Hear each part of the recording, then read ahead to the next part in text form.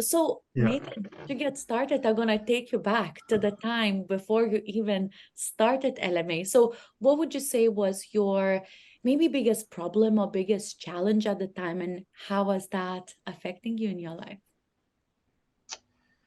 I think the biggest challenge was,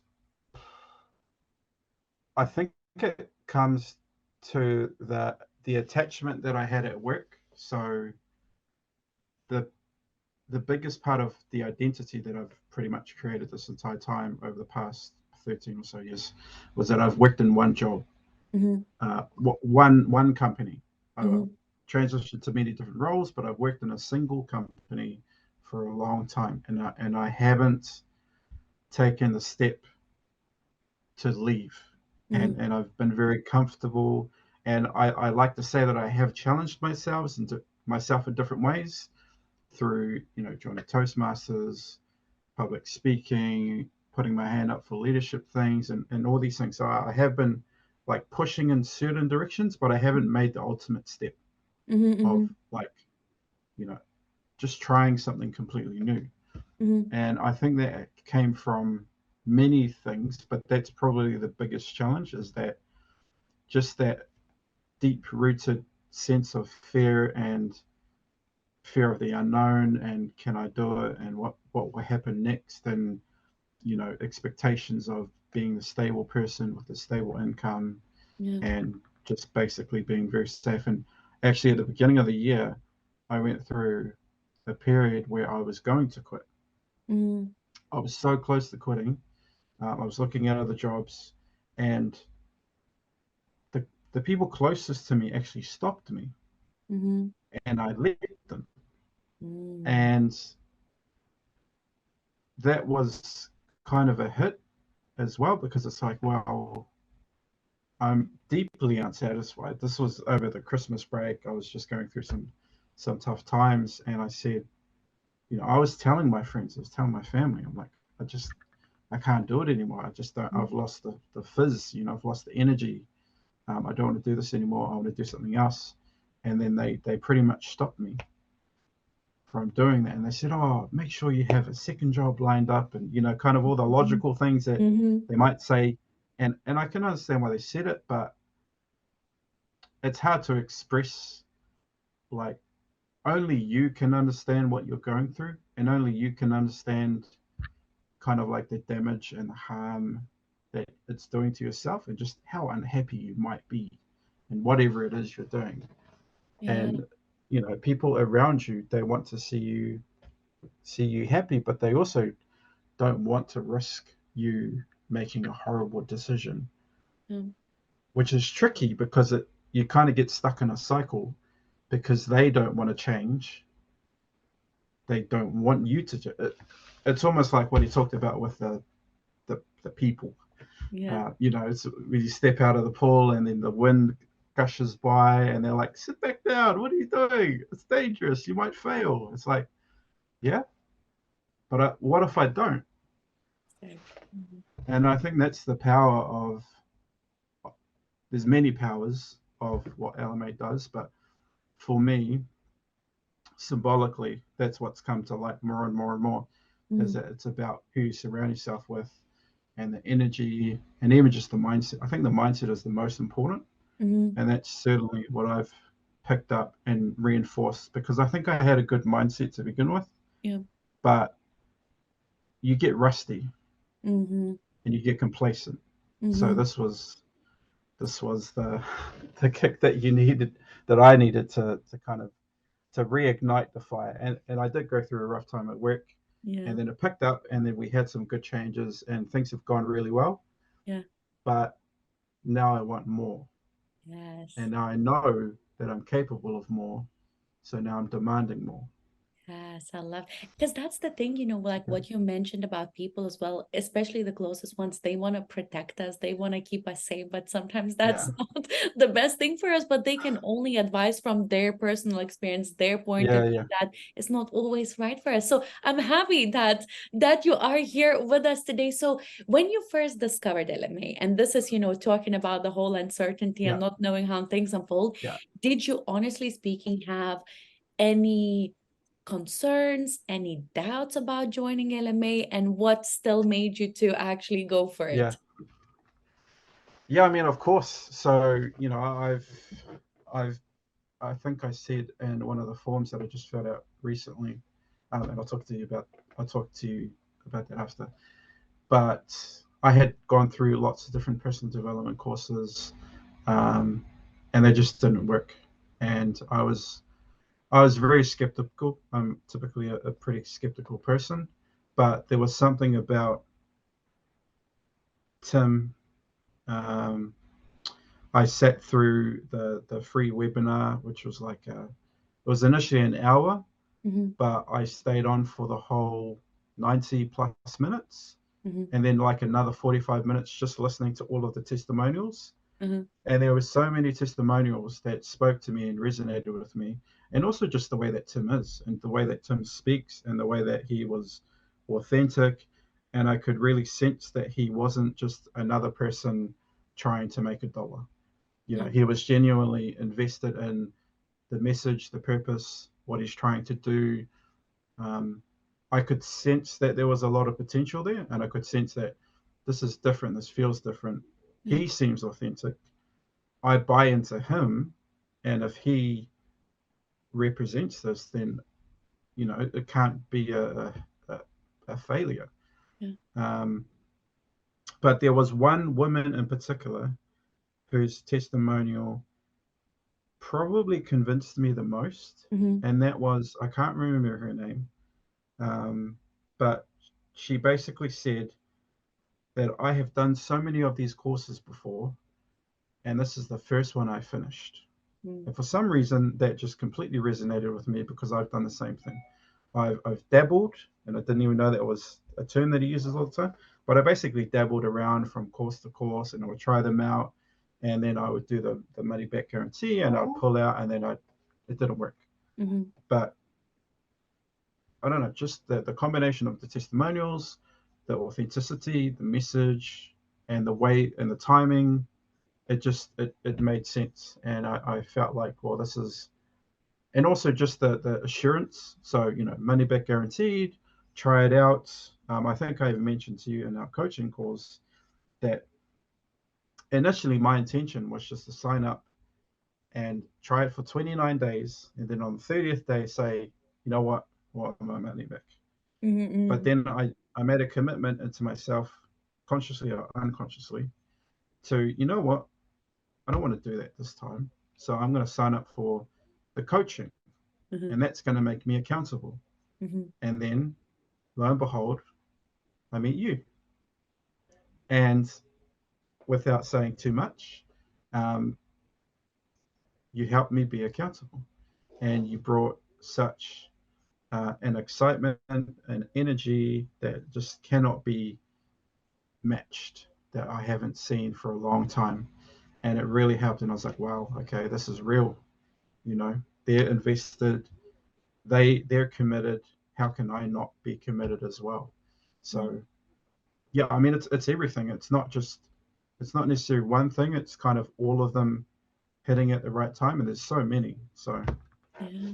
Oh my God, this made me tearful, honestly, because, well, one of those things, I think our connection was special and still is very special because I feel like I think there's a big difference when you actually see the person that's now committed to themselves as well, because it's one thing yeah, to do for the people, another thing is to do it for you. And then when other people yeah, support you, just kind of accelerates a lot more.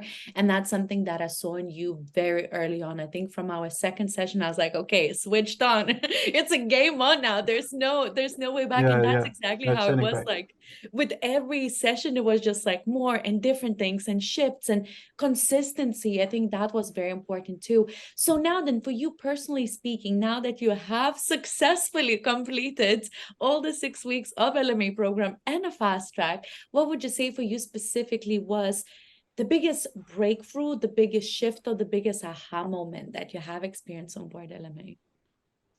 Um, there's many, no doubt, but the one or two that kind of resonate with me the most, and maybe because they're the most recent, I think it's in week, I don't want to spoil this for the people watching, but it's towards the end, and it's around um, the way that you perceive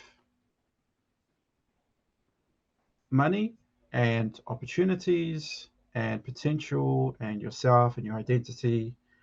You know, changing certain words for other words, Mhm. the C word instead of the S word. Um, that played a huge role. And then when he talks about the dirtiness of the word selling and the propaganda that has fueled that, and then the shift in instead of selling, it's really hard to talk about without even trying to spoil this for people watching, but um, just the mindset shift Mhm. is probably one of the biggest things. So yeah, so the finances stuff, you know, instead of thinking about um, spending, circulating, and instead of talking about selling, you're serving people. Like that really spoke to me because that's kind of how I like to think. Mhm. And I also it also kind of confronted me sometimes because I started to realize I'm actually being quite selfish. Mhm. Uh, you know, when you get so kind of caught up in, you know, this is my money and I've worked hard for it, or maybe you've been conditioned a certain way and you become super protective and you're worried about losing it, and it could be further from the truth. And it's more about like just appreciating and investing in yourself, but also investing in others, Mhm. because I think that's the greatest service of all. Like it's one thing to like honor your potential, Mhm. but when you become an advocate for honoring other people's potential, then the world's a better place. And Yes. that's what we want ultimately. Like if you ask every single person, what do you want to have? You want to live in a safe um, society with a place that you can be proud to have children, and you know nothing nefarious going on. Of course, this is all easier said than done, but I think the best life is in service of others, Yeah. not yourself. And the moment that you can make that shift, yeah, I guess opportunities come your way because there's not necessarily enough people that have that mindset. It's all about mine and territory and Mm. power and control, and it's like the most fulfilling life that you can probably have, and the happiest life certainly that we've seen and heard anecdotally in third world countries are the people that have almost nothing. Yeah. You know, the, the concept of richness and happiness are kind of at odds with each other, and you can have both. Yeah. I think that's also another important message, and that you deserve. You Yes. know, you don't have to feel dirty. Like I haven't had the best relationship with money and thinking that I can earn a certain amount because of my Mm. culture and society and what I grew up in, kind of being told about people that look like me and what we get up to, and you Mm. know all these kind of limiting beliefs. So there's so many, but Yeah. I think the finance side and also just the opportunity and the belief in yourself to see opportunities. Yes. I mean, Nathan, all this wisdom that's coming through, I'm loving it. So, for people that are watching this, they're listening to your story, they can resonate, they perhaps feel inspired by you, but they still feel on the fence whether they should join Yeah, yeah, or not. What would yeah. you say to that person that's currently on that 50-50 fence? I was you. I was like you. Um, if I could if I could transmit my brain and my experience to you, I would. But I don't know. I don't know. I don't think you can convince somebody. To be completely honest, I think they need to. You know, obviously, I would want them to critically assess it and evaluate it and do all that. That's what I did. But also, I think you just need to trust your heart and trust your gut, Mhm. and trust people like me and others, and don't take my word as fact. Look at what the general people are. Look at the reviews. Mhm. Look at Tim as a person, and ask yourself: is this the kind of person that I want to be mentored by? Does he live the life? Does he exude the qualities? Does he have the characteristics that I'm after? And if the answer is yes, then what are you waiting for? Yeah. You know, I could say so much more, but I don't think you can convince somebody Mm. the same way that I don't think you can change somebody if they don't want to change and if they don't even know necessarily that there's something wrong to begin with. So Yeah. I think I'll leave it at that. Beautifully said. So the last thing, and this is not a question, this is more of a Yeah, freestyler for you. Since I'm loving the flow, I'm loving the wisdom that's coming yeah, out. What is the message that you would like to share with everyone? Either a message or advice, or whatever that's coming out, something that you feel like you want to share, or you feel like that people might want to need or want to hear something. yeah. I guess it's something that I mentioned tonight. So I did a video tonight to the community, and I basically said to myself, um, when Tim was saying you've graduated, congrats, blah blah blah, you made it to the end. I actually got really emotional, and I think the reason I got so emotional was because it was the first time that I had actually completed something this substantial and invested this much time and this much into myself, and I made a promise and I completed it. Mm. Like you can't you can't put a price on that. So I don't I don't know how to put it into words, but um, you deserve to live the life that you want to live, and you deserve everything that you want. You just need to believe in yourself and you need to commit to yourself. And as long as you do that, and it's not going to be easy, it's not meant to be, but as long as you do that, you will be happy and you will be so proud of yourself. Yeah. Love that. Beautiful. Well, Nathan, I honestly, as you were answering all the questions, like I'm even having teary eyes myself, feeling like a proud mother over here because I know how much it means to you. And I know how much work, dedication, effort, time you put into this.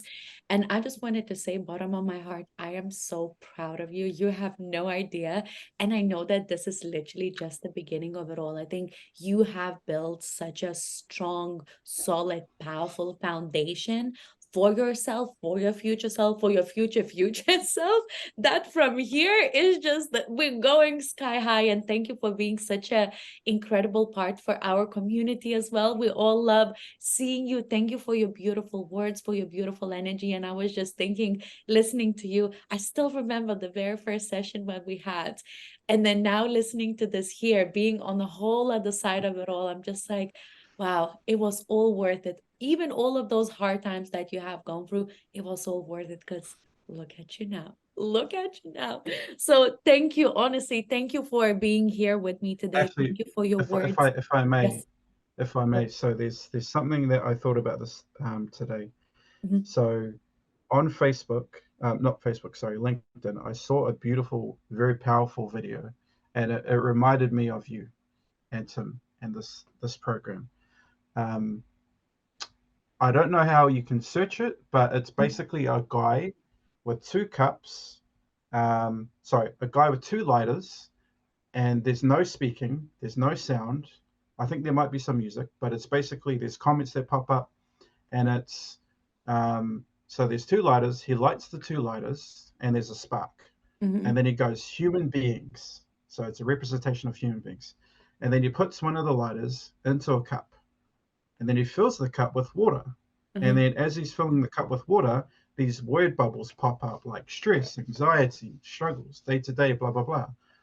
And then the lighter is drenched in water. He pulls it out of the cup and then he tries to light the lighter. It Mhm. doesn't work.